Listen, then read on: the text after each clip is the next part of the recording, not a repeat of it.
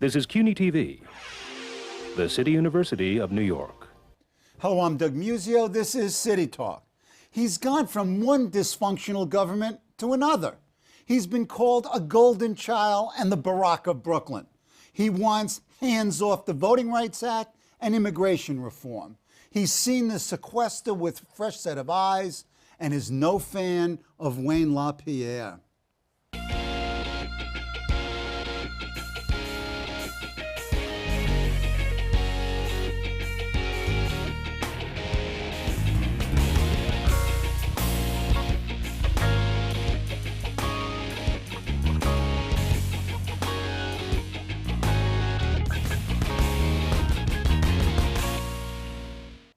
He's Hakeen Jeffries, the recently elected congressman from New York's 8th Congressional District in Brooklyn.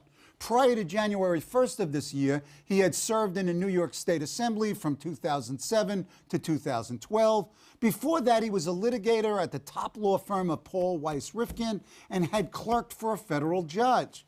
Welcome, Mr. Congressman. Thanks for having me on. Having fun?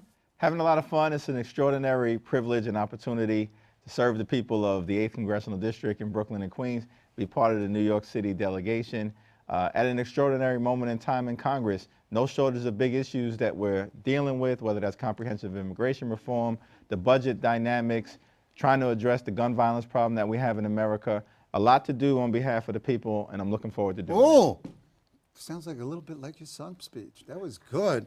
Okay. When I told my wife that I was having you as a guest, and I said, well, it's Hakeen Jeffries. And she just smiled and said, Hakeen Jeffries. When we grew up, could there ever be a Hakeen Jeffries representing Howard Beach, for example, where we grew up near? So talk about the class that you're in, this very diverse class, these 5 new congressmen. You know, our numbers are reduced from 29 to 27, but we've got some dynamic folks here. Talk a little bit about that. Well, it's an extraordinary opportunity to be part of such a diverse class and represent an incredibly diverse district. The 8th Congressional District includes both Bedford-Stuyvesant and Howard Beach, neighborhoods throughout central Brooklyn, neighborhoods in southern Brooklyn, such as Coney Island and Brighton Beach and Seagate, as well as you pointed out, Doug, a few neighborhoods in Queens, Howard Beach and Ozone Park, and Lindenwood. You know, there actually are, it's still a majority African-American district, a Voting Rights Act protected district, but incredibly diverse, more than 24 languages spoken in the 8th Congressional District. Now, I've got to admit, I only speak 2, English and Brooklynese. No, but same as me. Absolutely. But beyond that, I've got a great appreciation for what that cultural and religious and ethnic diversity brings to bear.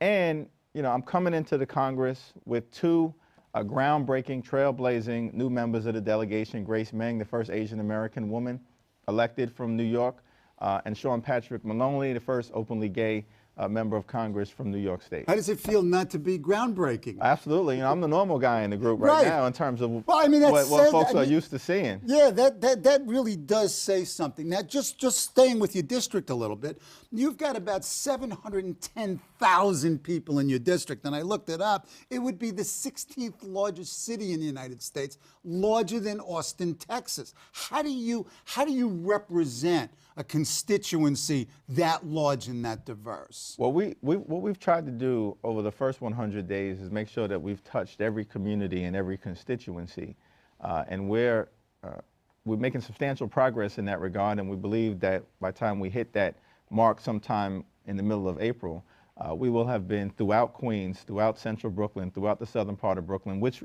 requires a sufficient amount of attention right now because it was devastated by Superstorm Sandy. Yeah, we have to talk about that. And we've got communities that are very resilient but are still attempting to recover. So we've got a whole basket of different issues, but what I have found during the campaign trail in my short time as a member of Congress is that there are issues that unite people. Every community, no matter where it's located, wants safe streets. Mm-hmm. They want good public schools or good, strong education for their children, and they want to return to a prosperous economy. And so those are unifying issues that we talked about a lot during the last year. I continue to talk about as a member of Congress. We've got to find common ground in America. The last 2 years, the Congress was broken, dysfunctional, not a lot happened. There were some anger in America coming out of the 2010 elections that translated to some very angry members of Congress, often irrational, I believe, respectfully, in their approach to things.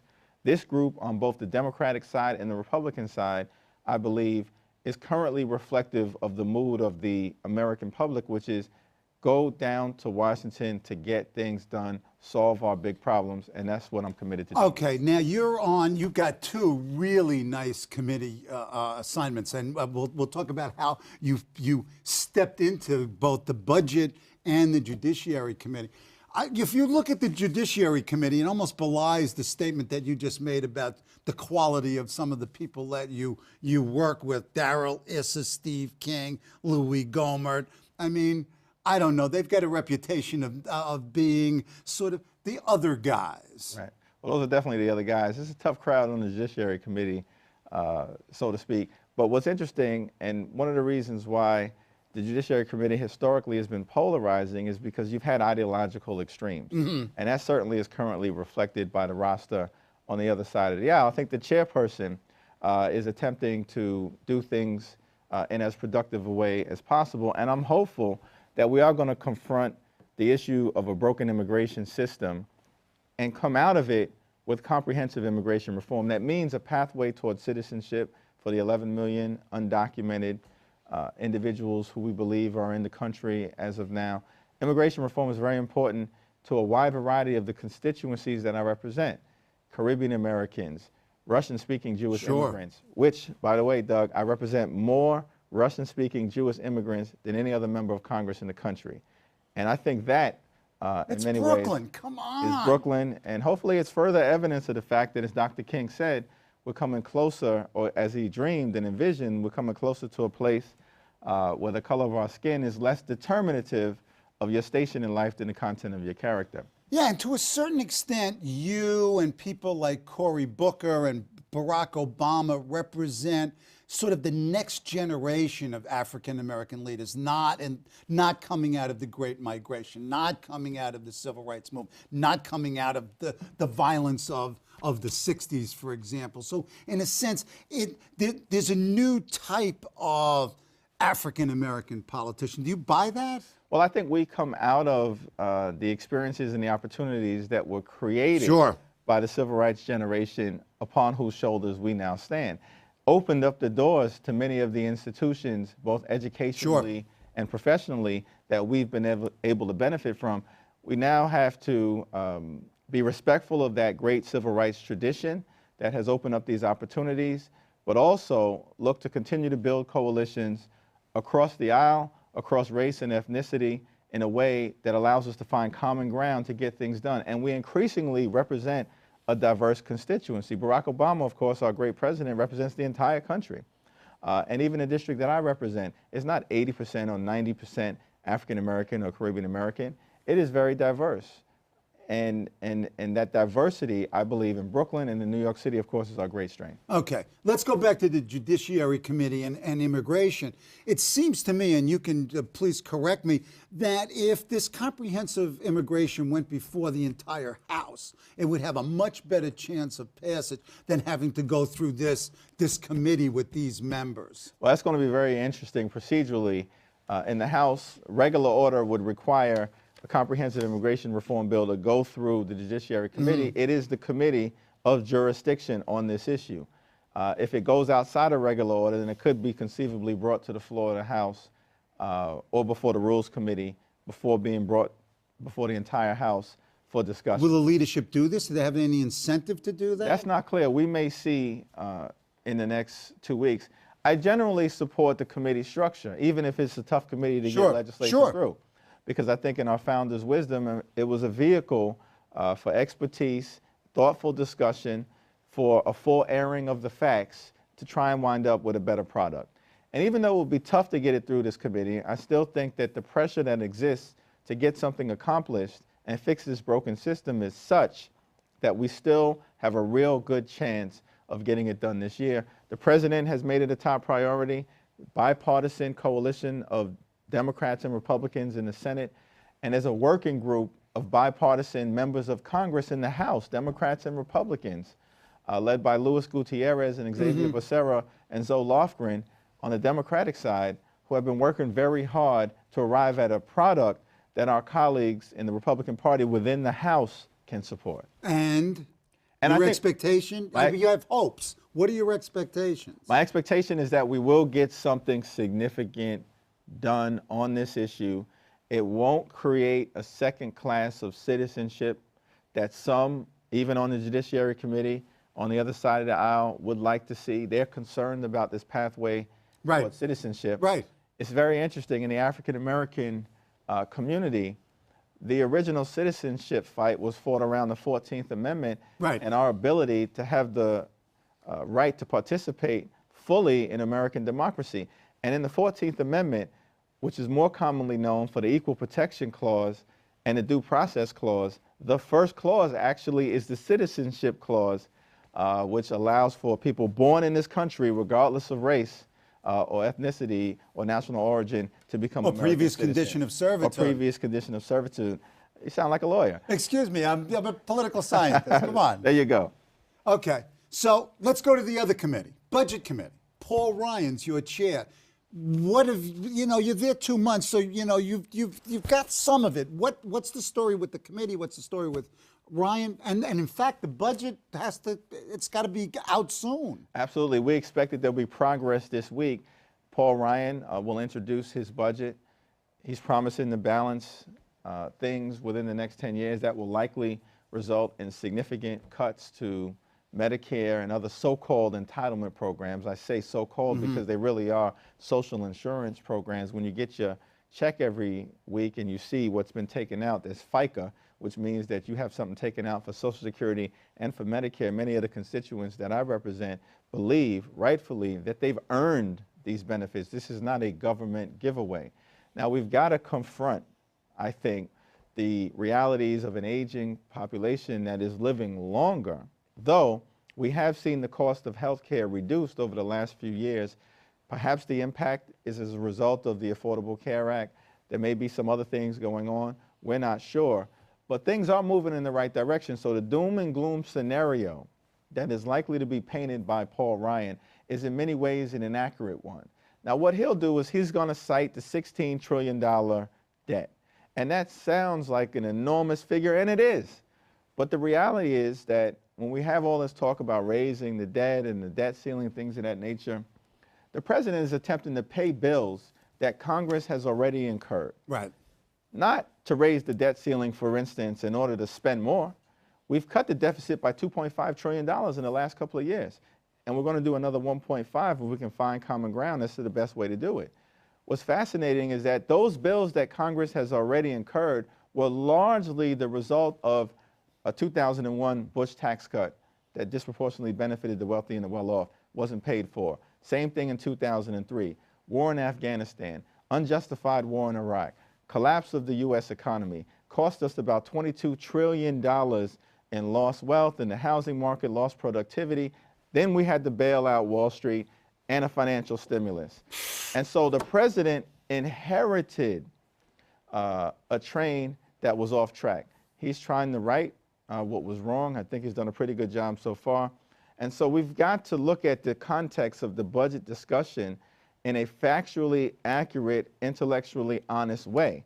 And you're saying that's not necessarily the case? It's not the case, because what will often be put forth by the other side is, we're in this mess because of Social Security and Medicare and entitlements, and that's why we've got to cut these things. No, that is inconsistent with the facts as I just laid out. Right. Okay. What do you expect to come out of this? I mean, do you really have an expectation, or is this just so in the weeds that you have to walk out of the swamp and then really know what you got? Well, what's interesting is that even though the rhetoric continues to be confrontational, the reality of the first 2+ months of this year is that we have seen bipartisanship, even in the House of Representatives. The fiscal cliff deal, which raised income tax rates on the most wealthy in America, something that we never thought a House majority Congress would allow to occur. Not that many Republicans, Not that many Republicans, maybe about 80, right, I believe. But passed better in than a bipartisan way. Right. Better than none, and right, we didn't go over the fiscal cliff. Right. Superstorm Sandy, there was a lot of rhetoric. Some on the Republican side wanted offsets. That's why they were holding up the $60 billion relief package. There was great resistance led by Peter King and many on our side of the aisle. Of course, Governor Christie, Governor Cuomo. Superstorm Sandy got done, all $60 billion, no offsets. Most recently, the Violence Against Women's Act was done. There was some who said, well, we got a problem with it because of the provisions related to the LGBT community and immigrants and Native Americans, and so we're going to strip that out of the bill. The pressure came, and as a result, at the end of the day, we got the full bill.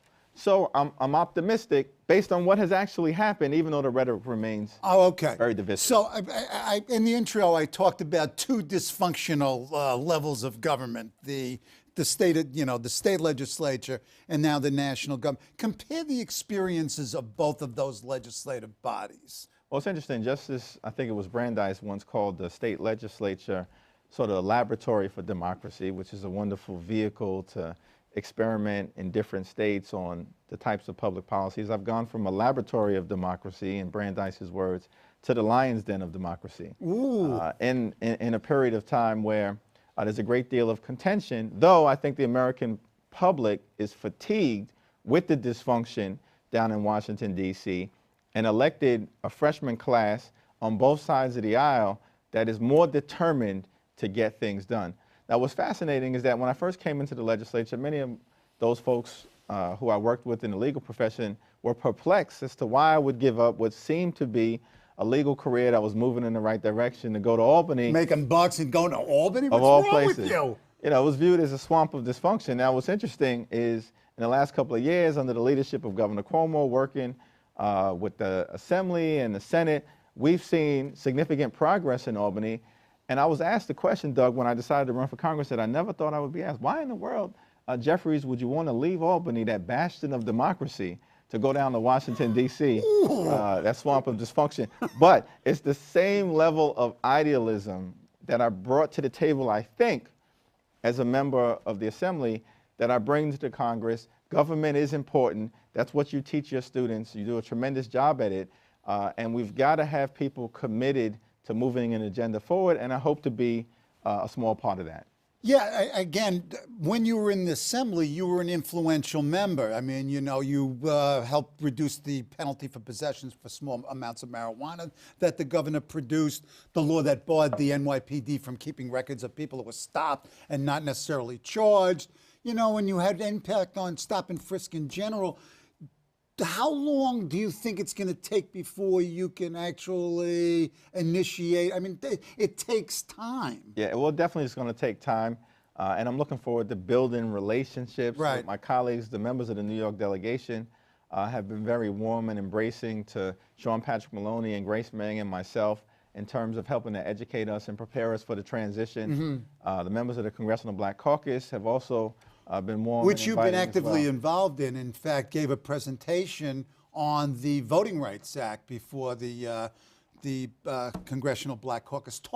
Let's then turn to the Voting Rights Act, because in many ways, despite all the other issues, it's this voting rights case before the Supreme Court that really is fundamental politically, and it'll have profound consequences. You're really worried about this. Talk about the VRA, its meaning, and why we still need it, and particularly need Section 5. Well, absolutely. In 1869, Congress passed the 15th Amendment. It was then ratified the next year, which ensured that no American would have their right to vote impacted, or was designed to ensure, on account of their race or their color. Now, for about 100 years subsequent to the passage of the 15th Amendment, particularly in the Deep South, legislative scheme after legislative scheme was developed to adversely impact the ability of some Americans, particularly African Americans, to participate in our democracy. Poll taxes, grandfather clauses, literacy tests. Jim Crow. Jim Crow. And so as a result, Congress came together in 1965, passed the Voting Rights Act, which included a provision in Section 5 which required pre-clearance of any change that a covered jurisdiction, largely in the Deep South, but also in Brooklyn, in the Bronx, and Manhattan, before any jurisdiction could change the law that impacted voting, either the Justice Department or a 3-judge panel had to approve it. And it's been called in New York State, well within my historical memory, several times over congressional races. Now, what's the case? There's a case before the Supreme Court. What's the case? What's the argument? So right now, Shelby County, Alabama, of all places, Alabama, which has contributed a lot, interestingly enough, to our democratic ideals or lack of democracy over time. No disrespect to the people of Alabama, but the reality is there was a voting history in Alabama and other places in the Deep South that we think still continues today. They're arguing that the pre-clearance provision is no longer relevant, that it served its time, and that jurisdictions should essentially be allowed to change voting laws. Wait a minute. What are the criteria that they use, the benchmarks that they use to say we no longer need it? We've got this solved, and that solved. Well, many advocates have pointed to an increase in the election of African Americans all across the country, and in particular, the election of President Barack Obama. Now, what's fascinating about that is that there have been several presidents who were elected post the 1965 Voting Rights Act. Richard Nixon, Jimmy Carter, Ronald Reagan, George Bush the father, Bill Clinton, George Bush the son, were all elected. In the aftermath of their elections, even though George Bush's election, meaning W, in 2000 was under questionable circumstances as a result of Florida and then problems in Ohio in 2004. Right, with Kerry. We did not witness an outbreak of anxiety as it relates to alleged voter fraud. But Barack Obama was elected in 2008, and in the aftermath of the 2010 midterms, 180 voter suppression laws were introduced in 41 states. And so I believe, and many of us believe, that the Voting Rights Act remains as relevant today as it has been in the past, as evidenced by the recent activity around the last election, voter suppression laws taking place all over the country.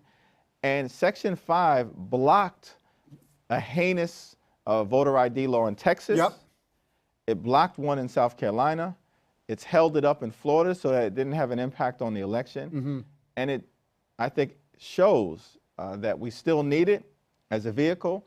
There is an adjustment that's in place where jurisdictions on a case-by-case basis can demonstrate that they've improved their ability to ensure that every American has an opportunity to participate and will no longer be subjected to it. And that has happened several times since the Voting Rights Act was put in place. If you look at the argument before the court and a couple of comments by both Scalia and Roberts, they don't get it, do they? Well, I'm very troubled, as many are, by the comments that Justice Scalia in particular made, where he called the Section 5 of the Voting Rights Act a racial entitlement. Now, let's unpack that. The reason why he said it is that in 2006, when it was reauthorized, it was an overwhelming bipartisan vote. More than 390 members of the House, Democrats and Republicans, voted for it. Only about 20 or 30 something voted against it. In the Senate, it was reauthorized 98-0. It's hard to rename a post office and get a 98-0 vote in the United States Senate, but it was done around the Voting Rights Act. Scalia claims to be someone who practices judicial restraint. And so in his effort to explain away how a Supreme Court could overturn an overwhelming bipartisan reauthorization by the legislative branch, the legislative branch, absolutely. He said, well, it was bipartisan because this is a racial entitlement, and Congress is reluctant to overturn a racial entitlement. And that was the argument. So it's even worse when you unpack the thinking behind it. He was attempting to evade the hypocrisy which would be demonstrated if the Supreme Court and a so-called practitioner of judicial restraint were to overturn a bipartisan vote of Congress with 15 hearings, more than 15 hearings, 15,000 pages of testimony, witnesses interviewed all over the country, a tremendous congressional record that was demonstrated. But precedent hasn't stopped this court in the past. I mean, even witness the Bush v. Gore decision. Absolutely. Okay, we've got a minute and a half left. Let's turn to one of your favorites, Wayne LaPierre, and we have the letter that you wrote to him. Talk about this letter and what triggered it. Well, Wayne LaPierre made a statement several weeks ago which was completely factually inaccurate, where he claimed that, it was a lawless environment, there was chaos in South Brooklyn. Did you see any of this chaos? I was on the ground the day after the storm hit. And in fact, the NYPD statistics bear out that crime went down, it didn't go up. And in the week following Superstorm Sandy in South Brooklyn, there were no murders, there were no rapes, there were no shootings. And so the notion that it was a lawless environment, again, is inconsistent. But see, what we have here is there's Wayne's World and then there's the real world. And in Wayne's World, facts don't matter, apparently. In the real world, the people of South Brooklyn and Coney Island and Seagate and Brighton Beach and Canarsie and Mill Basin and Manhattan Beach banded together, extremely resilient. The storm knocked them down. They're picking themselves back up. And we should not be wrapped into some national debate around the Second Amendment and used as a punching bag. In Brooklyn, we don't like being used as a punching bag. If anyone, we're going to use Wayne LaPierre as the piñata. All right. Look ahead in 6 months. Where do you see the country in 6 months? Well, hopefully we'll be able to come out of this sequestration. I do think that the president's outreach to Congress has been very well received and productive. We can find common ground that will involve a balanced approach to dealing with the economy as opposed to balancing the budget on the backs of the most vulnerable in our society. And cooler heads should be able to prevail, I'm hopeful, and that we will see a mix of tax reform, increased revenue, and targeted spending cuts where it makes sense to find efficiencies. And I do think that 6 months down the road, we'll be closer, if not already at, a balanced resolution to our economic What situation. about immigration? I think immigration reform is going to move forward in both the House and the Senate.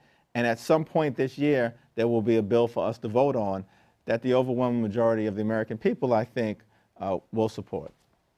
Congressman, thank you very much. Looking forward to talking with you again. You're going to come back in 6 months and we're going to play the tape. Look forward to it. Thank you. Thank you. For more information and to keep in touch with the Congressman, go to jeffries.house.gov.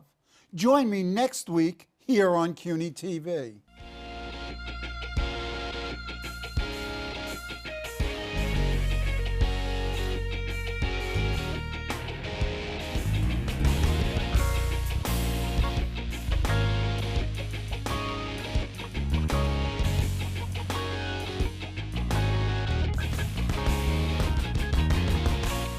Hello, I'm Doug Muzzio.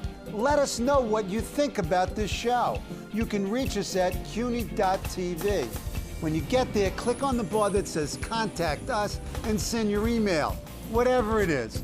Thanks, no thanks, obnoxious, do it. Send it.